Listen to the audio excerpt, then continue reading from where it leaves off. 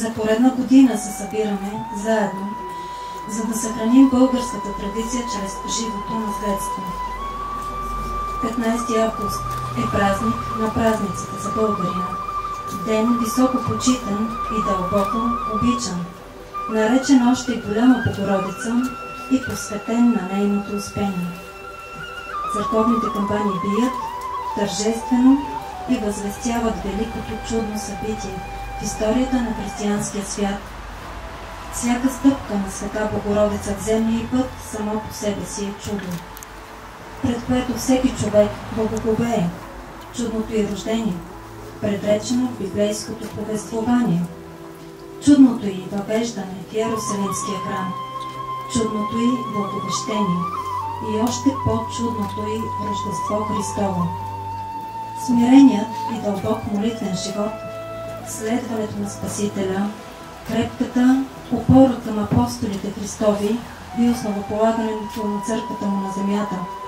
За Голяма Богородица от старо време жените месят хляб и го внасят в храма с благодарност и молитви. Хлябът е и първото нещо, което трябва да се приготви за един празник. За старите българи не съществува друго, освен хляба, което да съдържа всичките понятия на народа за добруване, за честит живот, за здраве и достойно преминати дни. Самото действие около хляба наподобява таинство, освещава се, а предметите, свързани с замесването му, са изпълнени с вяра и сакралност. В три нощи се замества, в 3 сита се пресява, а квасът се пази с мълчание и всичко се случва преди изгрева на слънцето, някъде между деня и нощта, между земята и небето, защото хлябът символизира Христовото тяло, а виното – Неговата кръв. Бог е триединен, а кръстният знак е знамение за Бог Отец, Бог Син и Свети Дух. Хлябът също е триединство – брашно, вода и квас, роден от земя, вода и огън.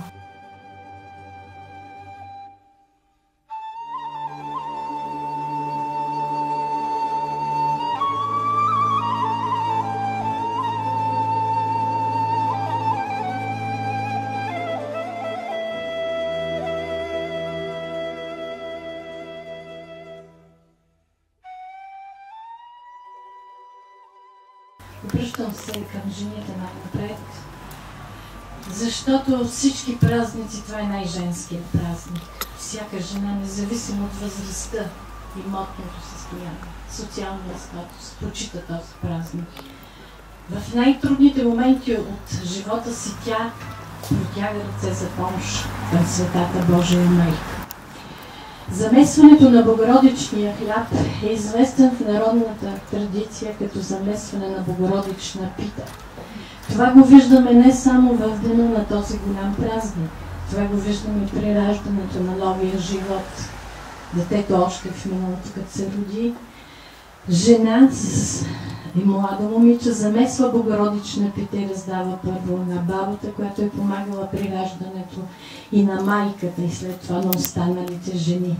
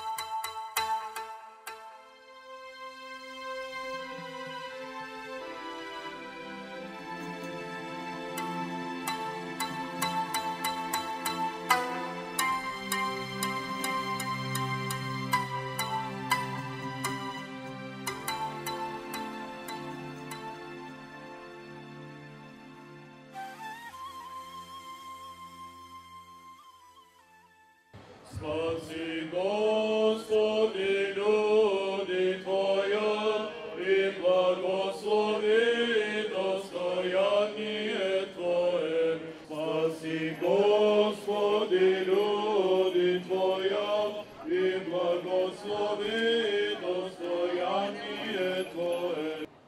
Честит и благословен празник на Успението на Божията майка Дева Мария. Момичетата раздават богородичен хляб, който напред празненство на Успение Богородично беше ритуално умесен в черквата Свети Иван Рилски, село Пиперков Чифлик.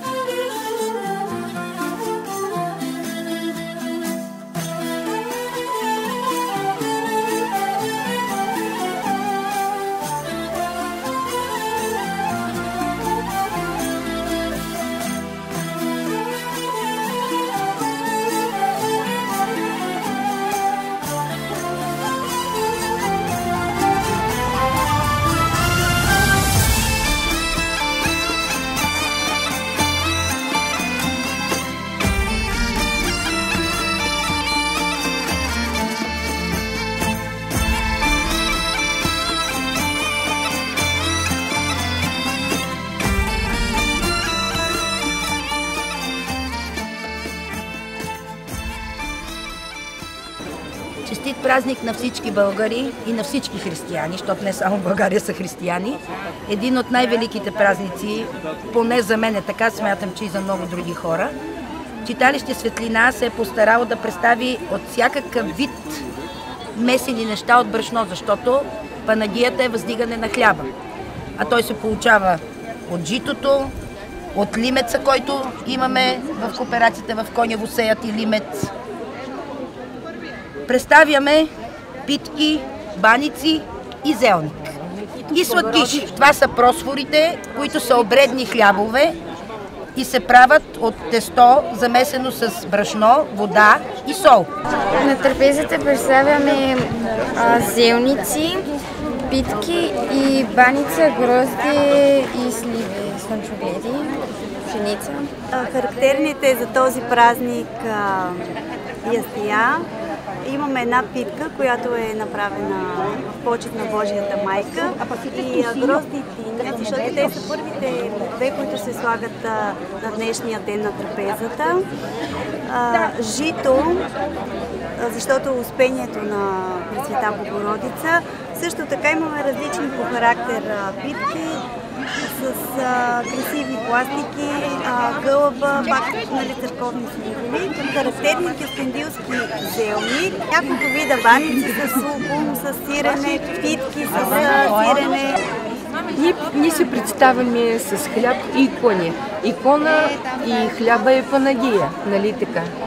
И затова заложихме на скромно, градско представения. Иначе празника ни много харесва, участваме всяка година. И пожелаваме на всички в този ден здраве и късмет. От всички специалитети, които са празнични, за мен хлябът е най-голямото нещо, най-свещеното, защото не може трапезата без хляб. Така наречените самуни.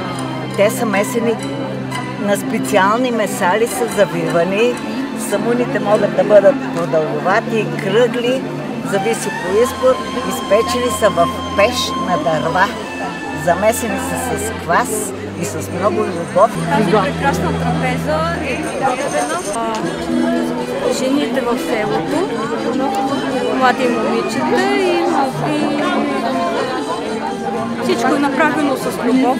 За празника имаме зелник, плътник, имаме празнични питки. На нашия щанд сме се постарали да представим пътя на хляба. Представям ви от всичките култури, които имаме на нашата земя. Това са лененото семе, лененото брашно, житото. Продължаваме с житото. След това са житните класове и накрая хляба, който едно време бабите са го пекли в подници. Също така на нашия щанд представяме различни видове погачи. Имаме също и кравайчета, които се слагат на коледарите, като идват, посещават домовете. Също така имаме и традиционните шевици от българските носии. Читалище Просвета село Гюшево се представя с баници с плънка от цвекло и лук, баници с сирене, солена питка, косоначини, уитки, 3 питки, една богородична пита и хлябове. Постарали сме се, направили сме хлябове, обредни, баници, всичко, което е нужно за една българска трапеза.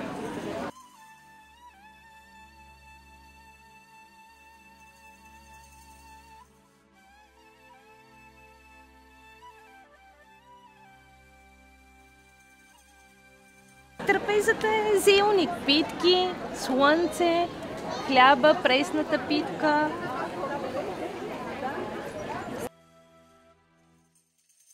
Постарали сме се да представим всички големи празници в Кюстендилския край. За всеки празник има какво да се умеси, какво да се покаже. Като почнем от първия празник за година, от края на годината, това е Бъдни вечер. Тогава беше по това време Божич, а сега е Коледа. Ето я питката пред вас. Там да се поставят всички неща, които има в едно домакинство. В нея е житото, саурача, животинките, било прасе, било какво, даже и кучета имаме, защото те трябва да бранят дома. Постарали сме се всичко да го предадеме. Това е слънчевите пити. Без слънце нищо не става, както без труда на хората. И най-важното, кюстендилския качамак. Царевично брашно, с пръшки сланина и мас. Ядеш и копаш лози. Това е, може би, единствения празник в цяла България, който се празнува в Кюстендил, организиран от община Кюстендил. Този празник е хубав, защото на този празник се намира основното ястие, което трапезата не може. Това е хляба. А хляба е най-важният за нашия живот и за всички хора, разбира се. Ние сме се постарали да има разнообразие на масата, като започнем от баниците, зелниците, питки солени, питки козуначени, обредна питка с житен квас, малките питчици, които се правят за този празник. Кексове има, сладкиши има, сладки има, грозде, диня, житни класове. Ние сме се съобразили с българските традиции на този празник. Се яде грозде, диня, варено жито, варена царевица и богородична питка. Тази богородична питка ще я раздадем на всички за здраве, да сме живи и здрави всички. И с всичко останало, традиционния зелник, баницата, питките и шишковската ракия. Опитали сме се да сложим най-различни питки, баници и задължително обредните хлябове, които са постни и са с просфорен печат. Също така имаме и грозде.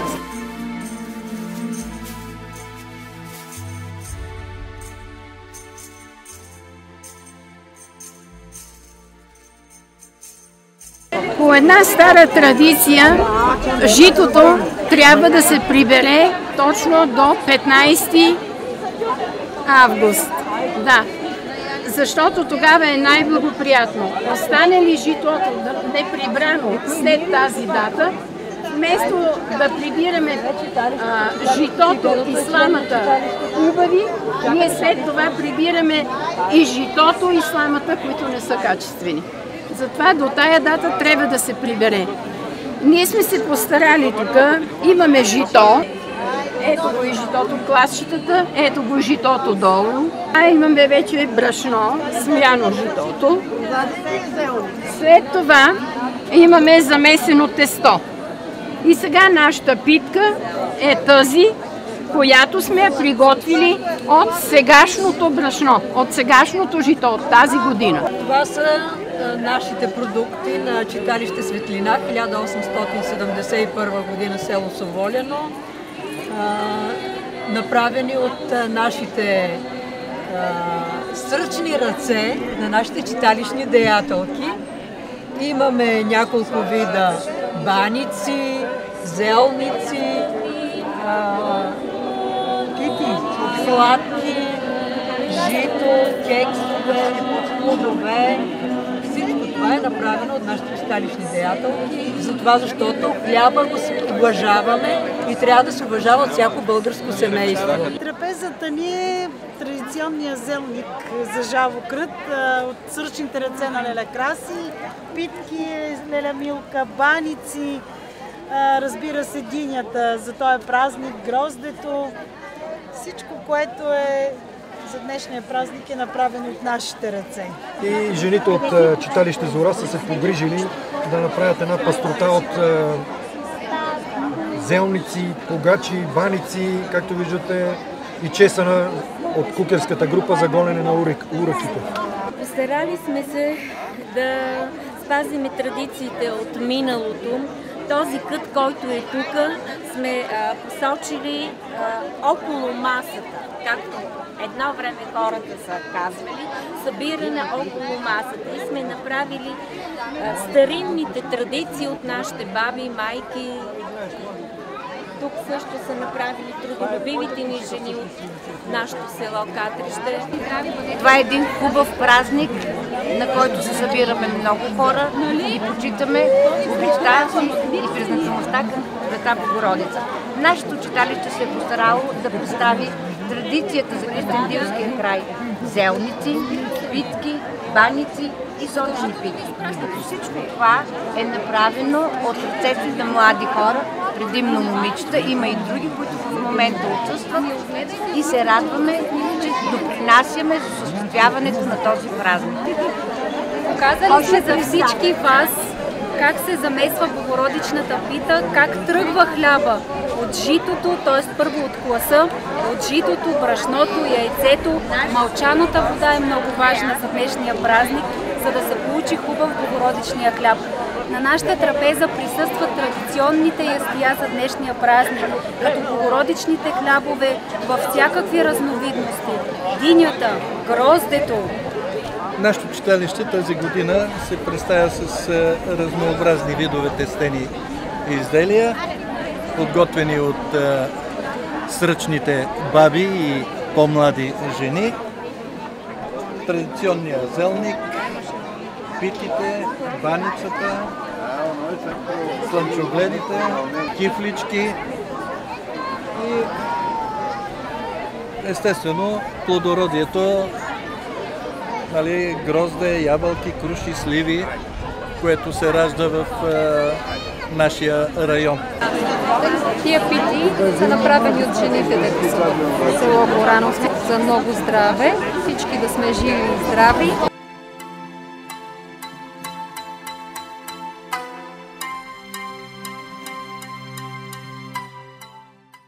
Това, което се полага за празника, сме донесли. Това е печеното пиле, динята, гроздето и погачката съвсем обикновена, която е замесена с много любов, с мая и с вода. Житото също. Представяме се, както винаги, с зелници, които са донесени. Мъж. Няколко празнични погачи. Имаме два лучника. Хляба е предимно пълнозърнест. Тук имаме хляб от лимец, който е печен в стара тухлена пещ на дърва. Там имаме типов хляб, ръжен, слънце-луна, който е съчетание на ръж и пшеница. И пак хляб от лимец. Лимец е най-древното жито, което човечеството е получило като храна.